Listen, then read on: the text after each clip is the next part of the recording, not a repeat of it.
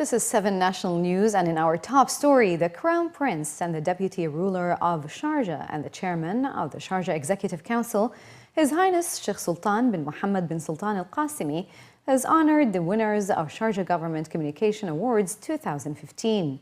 At a glittering awards ceremony held yesterday at Al Jawhar Reception and Convention Center in Sharjah, the Chairman of Sharjah Media Center, SMC, His Excellency Sheikh Sultan bin Ahmed Al Qasimi, said that the Government Communication Award has the strong support of the government of Sharjah and various government entities, and it has gained high resonance and uptake in the UAE and the wider region. So Sheikh Sultan added that the growing number of entries for the award and its important role in the development of communication between different government departments and the public will only strengthen the performance of the government. This year, Sharjah Government Communication Award has honored winners in 12 categories, including 3 dedicated to submissions from the GCC region, 6 to entries from the UAE, and 3 to Sharjah-based nominations. Some of the key categories for the awards include Excellence in Government Communication in the GCC, Media Personality of the Year, and Leadership in Media. This year's award, Sharjah Communication Award, it's the second year, and we're very proud to say that we have a lot of people who applied for this award. The number has been increased dramatically this year, and not only the number, but even the way that people are applying is much better than last year. People are aware of how to apply and what things to include in their application. We were very happy that a lot of people also, not only from the Emirates, but even from outside the Emirates, are trying to apply. That gives us credibility, that gives us more energy to upgrade this award for next year and the years coming. So we're very happy, and we are we would like to congratulate all the winners, and even the people who didn't win. We believe that they had very good documents that they submitted, but you have to have a winner at the end of the day, and congratulations to all, and also special thanks to the people who graded all this, to the committee who graded the award. Yeah, I think Sharjah Government Communication Award is one of the most prestigious awards in the Arab League, and we are in the Ministry of Economy consider the participations and to be a finalist in this award is something we are very proud of. But this year we have won one of the award, which is the strategic planning of government communication. Ministry of Economy believe that government communication is something that one of the most important pillars when it comes to providing the public and the concerned stakeholders information required through social media, through all types of medias. And I think this award is a great platform to showcase and compete in a different field about the capability of government communication. Environmental conservation remains high on the Sharjah government's agenda as senior officials announce plans to host the 4th edition of Green Middle East Conference and Exhibition. At a press conference, organizers and senior figures from Sharjah Electricity and Water Authority, together with Sharjah Municipality, announced that the Environmental Management and Technology Exhibition will be held from the 16th to the 18th of December 2015. The event returns after a break of 1 year, with the 2015 edition focusing on cooperation among government entities towards increased sustainable practices to achieve the ambitions of UAE Vision 2021. Based on the statistics from the UAE Ministry of Economy, the GCC region is spending $4.5 billion on sustainable projects, with panelists stating that the UAE holds the largest share with upcoming projects across the country. According to the organizers, they're expecting a much larger participation this year, with more than 120 exhibitors from around the world to exchange expertise on sustainable solutions for energy conservation and waste management. This show will be mainly a B2B kind of event where, and also there will be a B2C element to it. And we'll have a focus also to make an awareness about the green. Why should you look at the energy, saving energy? Why should you look at doing this? What goods, what harms? So we'll do that also awareness program. Green Middle East is one of the initiatives. It's not just, it's one of the initiatives that is happening in Sharjah and is a platform to get all the government and all the private in one area, using the conference to make the awareness, using the exhibition to do business, and to also apply this in a practical way. Talking and doing is something, but practicality will be during the exhibition, and signing of these agreements will all be in the exhibition itself. Panelists highlighted that the event will have focus on educating and encouraging the public to use sustainable practices to reduce energy consumption by 30%.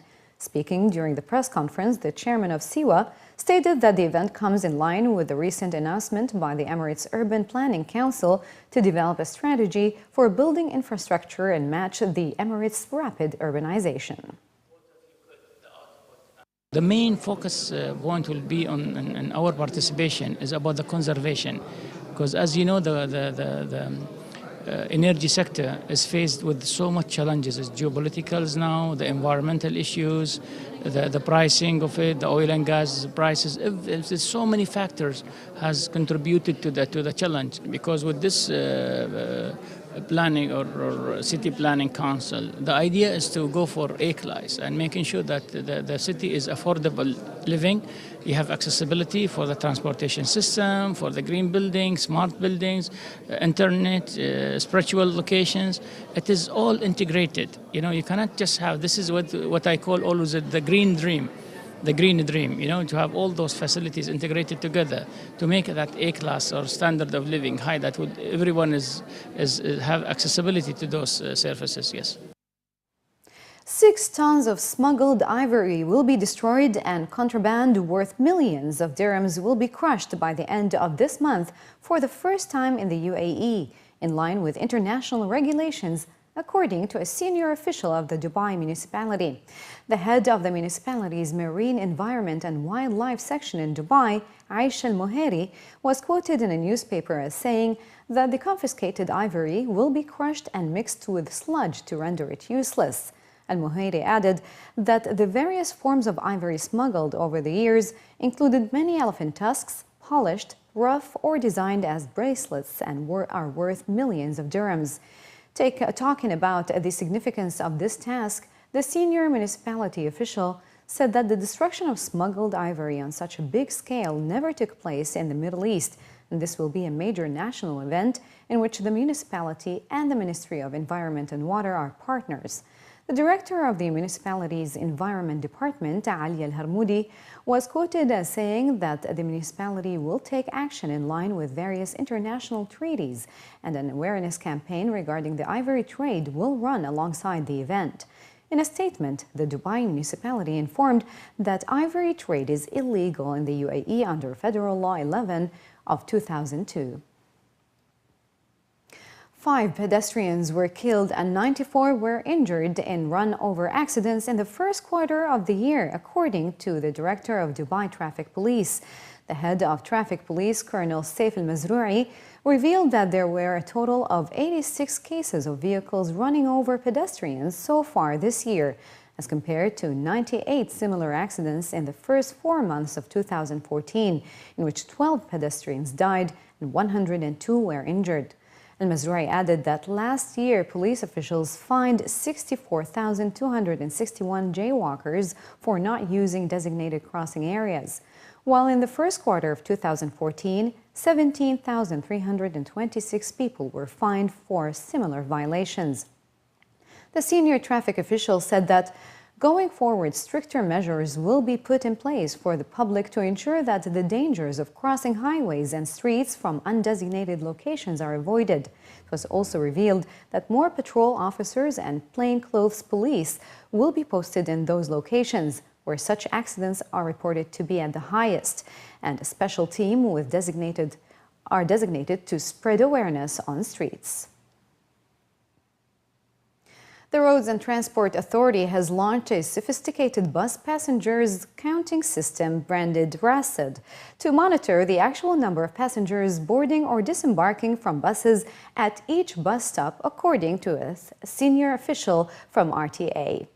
According to the CEO of RTA's public transport agency, Dr. Yusuf Mohammed Al-Ali, this smart system has several components, some of which are placed on board buses, while others are in the agency's control center.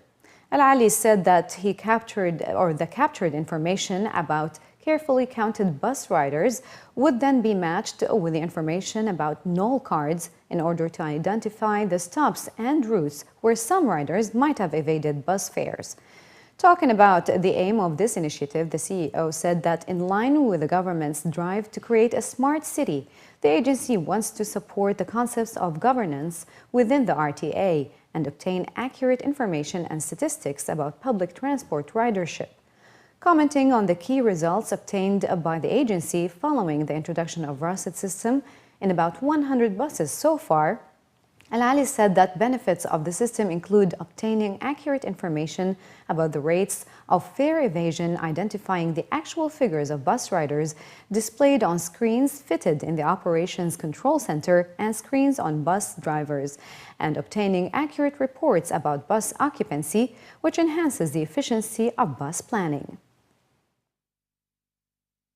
It's like a sensor. It measures how many people get in the bus by using the note card and without using the note card. So it's a new system implemented in different buses, in our buses in Dubai, and it will help us to improve our planning, improve our operations, and introducing new service based on the statistic number and the people, and make sure to control the null transactions better. Instead of send our inspector randomly to the different places, we will guide them or direct them to go to the specific location. And finally, in the bulletin earlier today, the Sharjah Book Authority, SBA, has held a press conference to unveil the details of the 7th edition of the Sharjah Children's Reading Festival, which will take place between April 22nd to May 2nd at the Expo Center, Sharjah. Themed Discover My City, the festival will feature 2028 cultural, educational, entertaining, art and health events with the participation of 109 publishing houses from 15 countries. Also, for the first time, an exhibition on dinosaurs, the largest of its kind in the UAE, will be organized in collaboration with the Natural History Museum in the United Kingdom. Moreover, the UAE will top the list of participating countries with 40 publishing houses, followed by Lebanon with 25 and Egypt with 17, alongside Australia, Canada, India, and several other countries. The activities within the festival will be free and will include workshops, lectures, storytelling sessions, theatrical and musical performances spanning art, heritage, health, education, literature, science, and various other topics that will appeal to both children and adults. Also, the 4th edition of the Sharjah Exhibition for Children Books Illustrations will be held on the sidelines of the Reading Festival, with the participation of 385 artworks created by 134 illustrations from 31 Arab and foreign countries.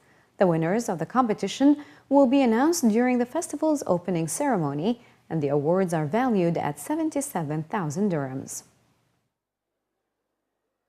The aim of this festival, it was the vision of His Highness Sheikh Dr. Sultan Mohammed Al Qasimi, ruler of Sharjah, and his wife Sheikh Jawahar bint Mohammed Al Qasimi, to achieve a way to improve the book and to make reading is more enjoyable for the children in the community, not only in UAE but all over around the world. From that point, taking this point into our considerations, what we provide this year is we provided special services for the publishers, for the family members, for the schools, for every part of the family.